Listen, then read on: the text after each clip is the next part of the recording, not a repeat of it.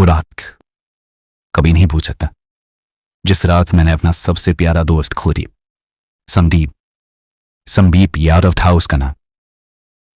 बचपन से ही वो मेरा सबसे अच्छा दोस्त बल्कि भाई था। 10वीं के बाद हम दोनों बक्सर के एक प्रसिद्ध कॉलेज में एडमिशन ले चुके थे। हम दोनों के लिए बक्सर शहर बस एक नया घर बन चुका था। वो शहर हमारे लिए बिल्कुल नया था। जल्दी ही हमने शहर को सिर से लेकर बाफ टब जाने अंदर, क्योंकि हम दिन भर अपनी कार पर सैर किया करते थे। फिर एक दिन वही हर रोज की सवारी से बोर हो गए थे, इसलिए तय किया इस बार कुछ अलग करना। एक रात हम दोनों ने तय किया लॉन्ग ड्राइव पर जाने का। भाई चल बक्सर के बाहर के जंगल में चुके, क्या कहता है? नहीं, जंगल का रास्ता तो बहुत ही फैलाव हो रहा, और तो और वहां जंगली जानवर क्या होंगे। भाई मैंने सुना है कि गाने का औरत अंदर विफ नाम का जंगल है, जबकि वहां हरे भरे पेड़ों के सिवा कुछ नहीं था, जो कि उस जंगल में जो भी जंगली जानवर थे शिकार के कारण खत्म हो चुके हैं। तो मौसम भी अच्छा था, तो मैंने संदीप की बात मान ली और हम दो बक्सर के जंगल में घुस गए। हमारी कार हवा से बातें कर रही थी। वाकई बहुत मजा आ रहा था।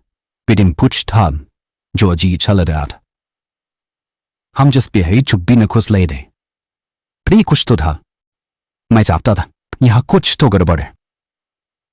कुछ दूर आगे जाने के बाद हमने पुल के पास उतरकर घूमने का सोचा, क्योंकि बहुत अच्छी हवा बह रही और बिल्कुल अच्छा मौसम बना हुआ था। हम उस पुल के पास गए। हमने नीचे एक नदी देखी जो बहुत ही अच्छी दिख रही थी और उसमें छात की परछाई दी आ रही थी, जो देखने में बहुत सुंदर थी।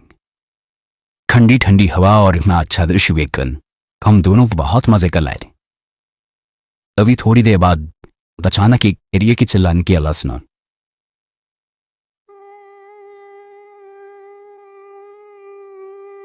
अचानक मेरी दादी कहा करती थी कि ऐसी आवाज सुनने का मतलब हमारे आसपास कोई घटना घटने वाली थी, कुछ अशुभ होने वाला था। संदीप मुझे यहाँ कुछ ठीक नहीं रहना। ऐसी आवाज का मतलब शुभ होता, हमें यहां से निकलना चाहिए। यार ये सब अंधविश्वास है, कुछ नहीं होगा। संदीप की बातों पर नजरअंदाज करते हुए मैंने सरिंगपुर पुल के पास खड़ी एक औरत को देखा। वो खड़ी हुई थी पुल के किनारे।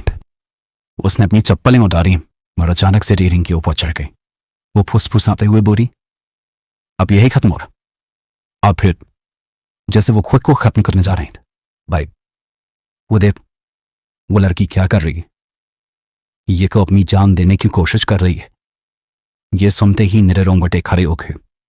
बीच उधर कि क्या कर रही है, ये सब गलत है। पर वो लड़की हमारी बात ना मानकर रेलिंग पर खड़े लौटे जैसे फोड़ने वाली। संदीप उस औरत को रोकने दिया डॉक्टर, जबकि मैं वहीं था, क्योंकि मुझे बहुत डर लग रहा था और मेरा पूरा शरीर कांप रहा था, क्योंकि मैंने आज से पहले किसी को खुदकुशी करते हुए नहीं देख रहा। तभी संदीप ने चिल्लाकर कहा, ओए कूदना मत, ये गलत है। उसकी आवाज सुनकर मेरा ध्यान फिर से आया और मैं भी दौड़ पर वहां गया। तो औरत को नदी में कूदते हुए देखा। मचाओ मचाओ मचाओ मचाओ। उसकी चीखें अब भी मेरे कानों में गूंज रही हैं। फिर संदीप ने बिना सोचे समझे नदी में कूदने का फैसला किया। उसने बिना अपने कोई कपड़े उतारे वहने से नदी में कूद गया उस लड़की को बचाने गई। पर जैसे ही वह कूदा, वह लड़की गायब हो गई। फिर संदीप ने पानी के अंदर डुबकी लगाई। इस वक्त मैं बहुत डर गया था और अपनी आंखों को बंद करके भगवान से प्रार्थना कर रहा था। लेकिन जब वह पानी में डूबने के बाद फिर से उभरा तो उस औरत का कोई पता नहीं चला। संदीप बड़ी बड़ी आंखों से मेरी तरफ देख रहा था। मैं घबरा गया और जैसे ही मैंने अपने बगल में देखा, मेरी आंखों के सामने वही औरत खड़ी थी, सरिंगपुर पुल की रेलिंग पर, जैसे कुछ भी नहीं हुआ हो। मैंने खुद को समझाने की कोशिश की, यह कैसे संभव है? ये औरत तो अभी अभी नदी में कूद गई थी और मैंने अपनी आंखों से इसे पानी में डूबते हुए देखा था। लेकिन ये अचानक से वापस इस पुल पर कैसे आवाज हो? वह धीरे धीरे हंसी और बोली, क्या हुआ? वो जी ग्लूब है वो। फिर उसने जोर से टास की हुई और उसकी डरावनी आंखें मुझ पर टिकी हुई थीं जैसे वह मेरी आत्मा के आर पार देख रहे हो। अचानक से वह वापस नदी में कूद गई। मैंने चिल्लाकर संदीप को बाहर आने के लिए कहा, संदीप जल्दी बाहर आ, जल्दी पानी के बाहर आ। लेकिन वह जरा भी नहीं और बड़ी बड़ी आंखों से मुझे घूरने लगा। मुझे समझ आ गया कि चुड़ैल ने उसे अपने वश में कर लिया है। अचानक वह संदीप को लेकर गहरे पानी में चली गई। थोड़ी देर तक पानी में बुलबुले उठते रहे, लेकिन फिर सब रुक गया। पानी में खून तैरता हुआ दिखने लगा। मैं बुरी तरह घबरा गया और मेरी आंखों में आंसू भर आए। इस सदमे को मैं बर्दाश्त नहीं कर पाया और वहीं बेहोश होकर गिर पड़ा।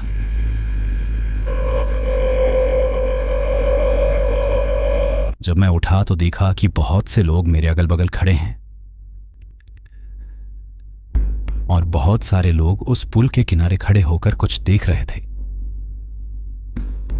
मैं जल्दी से भागता हुआ उस पुल के पास गया। वहां देखा कि सनाहिया खिलाश पानी के किनारे पड़े हुए हैं। एक चुड़ैल ने बड़ी ही बेरहमी से संदीप का दिल निकालकर खा लिया था। उस दिन मैंने अपने सबसे प्यारे दोस्त को खो दिया। मैंने गांव वालों से इस पुल के बारे में पूछा तो उन्होंने मुझे बताया कि लगभग 200 वर्ष पूर्व मंजुलिका नामक एक अत्यंत सुंदर बंगाली नर्तकी थी। उसका विवाह एक अच्छे युवक से हुआ, परंतु विवाह के अगले ही दिन उसके पति की मृत्यु हो गई। गांव के लोग इसे मंजुलिका की कुंडली में दोष मानते थे, जिससे वे उससे बात नहीं करते और ताने मारते थे।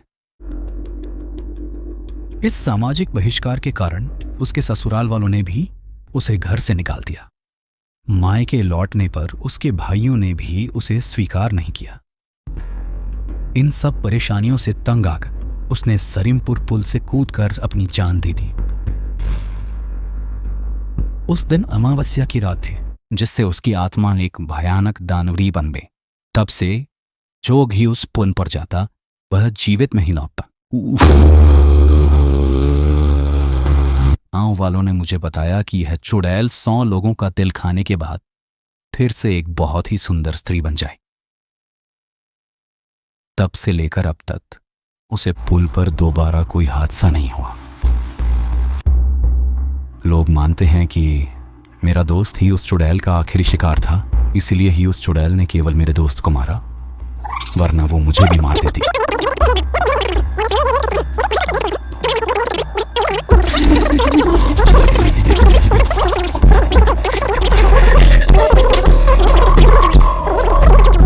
अगर आपको ये कहानी पसंद आई हो तो लाइक करना ना भूलें, और अगर आपके पास भी ऐसी कोई कहानी है तो हमें बताएं, हम उस पर एनिमेशन जरूर बनाएंगे और अपना फेवरेट पार्ट कमेंट में जरूर लिखें।